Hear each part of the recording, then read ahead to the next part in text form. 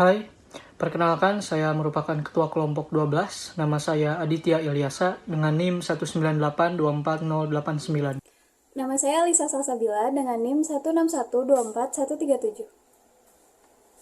Saya Danika Katarina Yuwono dengan NIM 161241113. Nama saya Giovanka Bendelinasoi dengan NIM 161241161. Nama saya Yudi Gabriel Manalu dengan NIM 161240017. Di video kali ini kami akan menjelaskan mengenai proyek yang telah kami susun, dimulai dari latar belakang. Kemiskinan adalah suatu keadaan di mana seseorang tidak mampu untuk memenuhi kebutuhan hidupnya dalam aspek pangan, sandang atau pakaian, tempat tinggal, dan pendidikan. Kemiskinan memberikan dampak yang berbagai macam, mulai dari meningkatnya angka kriminalitas, pengangguran, kesehatan terganggu, dan yang terpenting untuk saat ini adalah banyak anak-anak yang tidak mendapatkan pendidikan karena keterbatasan ekonomi. Kerugian yang kita alami akan jadi sangat besar karena generasi penerus bangsa yang tumbuh tidak mendapat pendidikan yang memadai. Permasalahan tersebut harus segera dipecahkan karena jika tidak, maka akan timbul masalah-masalah baru yang mungkin lebih parah. Negara kita, Indonesia, adalah salah satu negara di dunia yang terus dihadapkan pada masalah ini. Berdasarkan data Badan Pusat Statistik atau BPS, pada bulan Maret 2024, sebanyak 25,22 juta jiwa penduduk Indonesia masih hidup dalam kemiskinan. Terlebih lagi, jumlah penduduk miskin di perdesaan cukup mendominasi, yaitu sekitar 13,58 juta jiwa penduduk Indonesia atau kurang lebih 11,79% dari jumlah penduduk Indonesia. Ada banyak penyebab dari kemiskinan, namun dalam konteks ini adanya kesenjangan di perdesaan dan perkotaan. Oleh karena itu, sebagai generasi penerus bangsa, kita perlu membuat sebuah solusi yang inovatif. Salah satu langkah yang dapat dilakukan untuk mengurangi angka kemiskinan yang tinggi adalah dengan mengembangkan UMKM. UMKM perdesaan memiliki begitu banyak potensi dan sumber daya yang belum maksimal perkembangannya, karena keterbatasan dari berbagai aspek, khususnya teknologi. TikTok merupakan salah satu aplikasi yang paling banyak digunakan di Indonesia. Hal yang membuat aplikasi TikTok menonjol di antara aplikasi lainnya adalah memungkinkan semua orang menjadi pencipta, karena cara membuat konten yang sederhana dan aksesnya yang relatif mudah. Penjualan melalui TikTok juga bisa menjadi viral karena seperti virus yang menyebar dengan cepat, sehingga pengguna TikTok lainnya akan dengan mudah dan segera mengetahuinya. Oleh karena itu, kami berharap program sosialisasi TikTok di Desa Tarumajaya dapat menjadi media yang ideal sebagai sarana penjualan kopi khas mereka dalam rangka perluasan pasar. Berdasarkan latar belakang tadi, dapat dirumuskan beberapa permasalahan, yaitu yang pertama, apakah pengembangan UMKM dapat efektif mengatasi kemiskinan di Indonesia? Yang kedua, apa langkah-langkah yang perlu dilakukan untuk mengatasi keterbatasan akses pasar di Desa Tarumajaya sehingga UMKM dapat berkembang dan berkontribusi dalam mengurangi kemiskinan? Yang ketiga, bagaimana TikTok dapat digunakan sebagai alat promosi efektif bagi UMKM di Desa Tarumajaya untuk menjangkau pasar yang lebih luas dan meningkatkan penjualan? Kemudian yang keempat, berapa lama waktu yang diperlukan agar program sosialisasi yang dilakukan mulai efektif dalam peningkatan penjualan kopi Desa Tarumajaya? Tujuan dari kegiatan yang akan kami lakukan adalah menurunkan angka kemiskinan pada perdesaan yang relatif tinggi karena peningkatan penjualan UMKM melalui akses pasar yang lebih luas dengan pengaplikasian penggunaan TikTok yang telah disosialisasikan. Ada beberapa manfaat dari kegiatan ini yang akan berdampak pada aspek ekonomi di Desa Tarumajaya.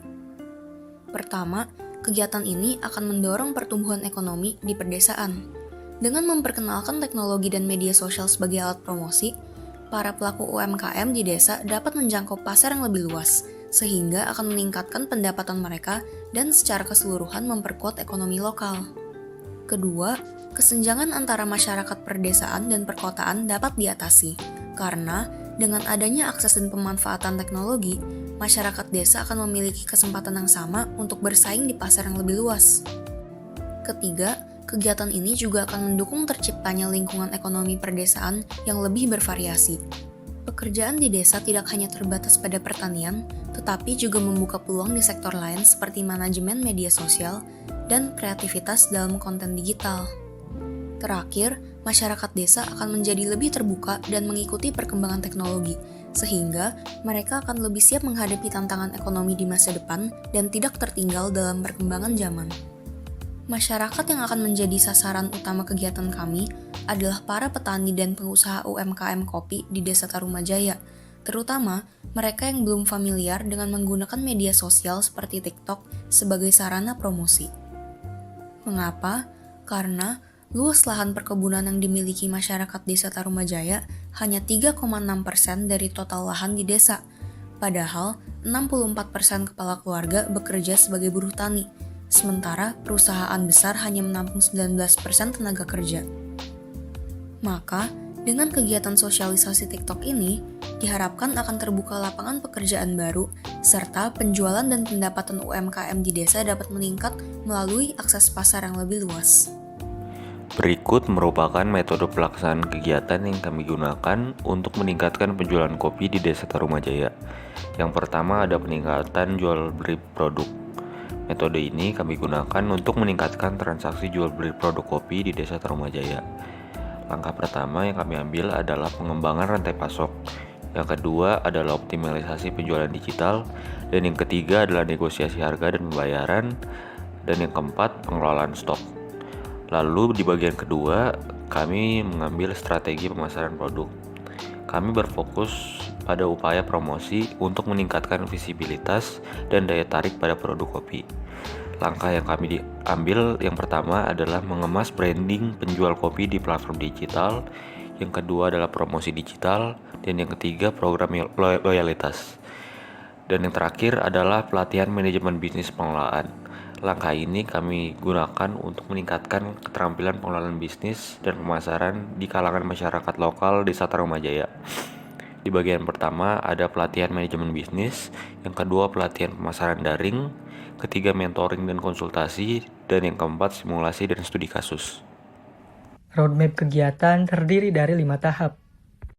Pada tahap pertama adalah persiapan. Ada analisis kebutuhan dan kondisi Desa Tarumajaya. Lalu, pembuatan materi sosialisasi yang akan disampaikan ketika kegiatan berlangsung. Kemudian, persiapan logistik mengenai pengaturan lokasi, peralatan, serta perangkat yang akan diperlukan. Di tahap kedua adalah pelaksanaan sosialisasi. Pelaksanaan penyuluhan dilakukan langsung di lokasi yang telah dipersiapkan untuk memaparkan materi yang telah disusun sebelumnya. Selain itu, terdapat pelatihan kepada masyarakat mengenai teknis penggunaan aplikasi TikTok, cara mengedit, mengunggah konten, dan lain-lain. Selanjutnya, pada tahap ketiga adalah pemantauan. Ada monitoring yang dilakukan terhadap perkembangan atau progres konten serta penjualan produk. Selanjutnya, di tahap keempat terdapat evaluasi. Dilakukan evaluasi secara menyeluruh terhadap semua rangkaian kegiatan yang telah dilaksanakan dalam program ini. Dan juga, pada tahap ini akan dilakukan sesi pertukaran kritik dan saran antar seluruh pihak yang terlibat untuk menggali berbagai perspektif yang dapat membantu meningkatkan program ini. Yang terakhir, pada tahap kelima terdapat tindak lanjut, yaitu dengan cara 1. Pengembangan lanjutan, yang mencakup penerapan perbaikan dan penyempurnaan yang telah diidentifikasi selama proses evaluasi. Kedua, pemantauan jangka panjang dilakukan secara berkala untuk memastikan bahwa perubahan dan perbaikan yang diterapkan memberikan dampak yang diharapkan. Hal ini bertujuan untuk menjaga konsistensi dan keberlanjutan dari hasil yang dicapai, serta mengidentifikasi dan mengatasi potensi masalah sebelum menjadi isu yang lebih besar. Keterangan pihak-pihak yang dilibatkan dalam kegiatan. Berikut ini adalah pihak-pihak yang kami libatkan dalam proses merealisasikan proyek pengabdian masyarakat kami, yaitu 1. Tim pelaksana. Kami, sebagai pelopor pada kegiatan ini, memegang peranan penting dalam memastikan seluruh tahapan kegiatan dapat berjalan dengan baik, dimulai dari tahapan persiapan hingga evaluasi serta tindak lanjut. Selain itu, dapat mendapatkan hasil yang optimal dalam meningkatkan penjualan kopi di Desa Tarumajaya. Kedua, perangkat desa. Selain memberikan izin untuk dilaksanakannya kegiatan, perangkat desa juga berperan untuk menyediakan segala kebutuhan yang diperlukan dalam pelaksanaan sosialisasi ini, agar sesuai dengan keperluan masyarakatnya, sehingga dapat merasakan manfaat dari kegiatan yang dilaksanakan pada desa tersebut. Ketiga, masyarakat desa.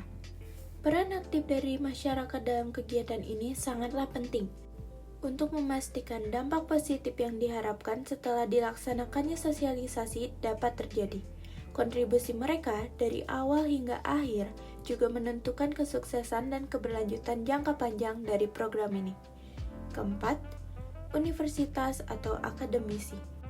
Dalam menyokong mahasiswanya untuk melaksanakan proyek pengabdian masyarakat, universitas memberikan dukungan berupa suntikan modal kepada mereka agar proyek yang dilaksanakan dapat berjalan dengan lancar serta optimal, dari tahapan persiapan hingga tindak lanjut. Berikut tabel jadwal kegiatan yang telah dirancang pada bulan September dan Oktober.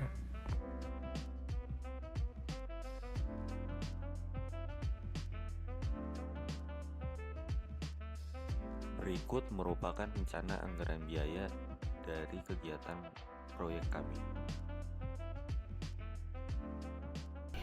Proyek Tapak Liman atau Tanggap Adaptif Partisipatif Aksi Kolaboratif Lintas Ilmu Mandiri Nasionalis mengangkat tema besar yang berkaitan dengan tujuan pembangunan berkelanjutan atau Sustainable Development Goals. Salah satunya adalah mengakhiri kemiskinan berkaitan dengan sila kedua, yaitu kemanusiaan yang adil dan beradab.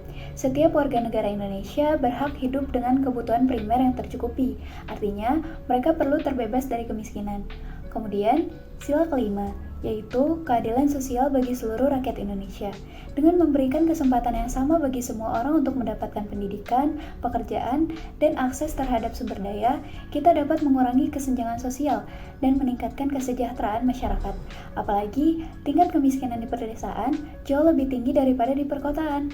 Oleh karena itu, proyek ini dapat menjadi implementasi nilai-nilai Pancasila dalam konteks nyata. Intinya, proyek kami berfokus dalam memberikan penyuluhan kepada masyarakat yang diharapkan dengan kegiatan ini dapat meningkatkan perekonomian mereka dalam jangka waktu yang lama.